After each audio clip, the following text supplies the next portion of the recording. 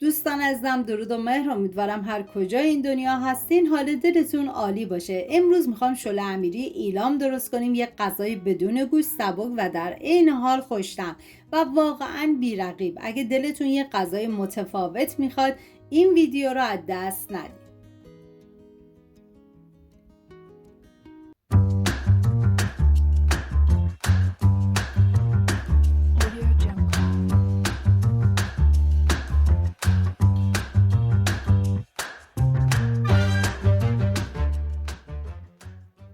150 گرم ماش رو از 24 ساعت قبل خیس کردم و چندین مرتبه آبش رو عوض کردم. این کار باعث میشه که پوسته ماش ازش جدا بشه و بافت این غذا لطیفتر بشه.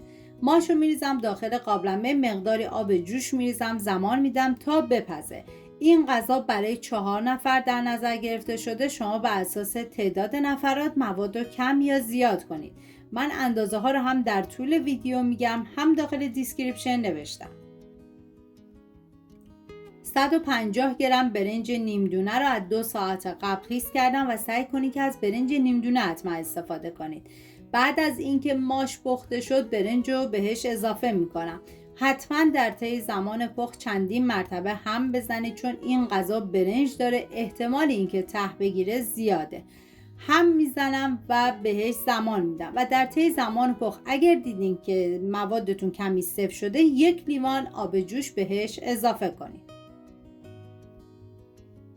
3 عدد پیاز رو به صورت خلالی خورد میکنم. من غذاهای سنتی زیادی درست کردم که لینکش رو داخل دیسکریپشن گذاشتم. دوست داشتید ببینید، درست کنید و از خوردنش لذت ببرید. نیاز به سبزی تازه داری که میتونی یا از جعفری یا از تره استفاده کنی، که من انتخابم جعفری بود.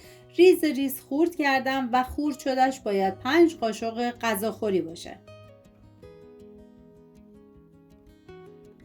داخل تابه مقداری کره گیاهی ریختم که شما میتونید از کره حیوانی هم استفاده کنید. بعد از داغ شدن پیاز ریز شده رو میریزم، هم میزنم، زمان میدم تا پیاز سرخ بشه. این شله ماش از اون غذاست که مطمئنم با 1 بار درست کردن میشه پایه ثابت غذاهای همیشگیتون.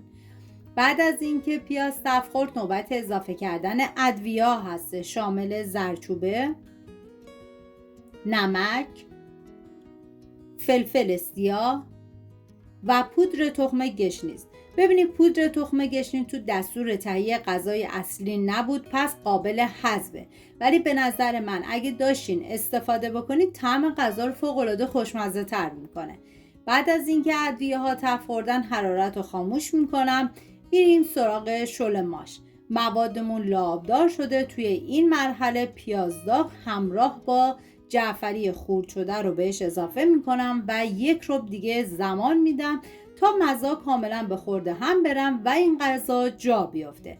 نمک این غذا رو تو همین مرحله تست کنید. اگر دیدین که نمکش کمه، حتما نمکش رو اندازه کنید.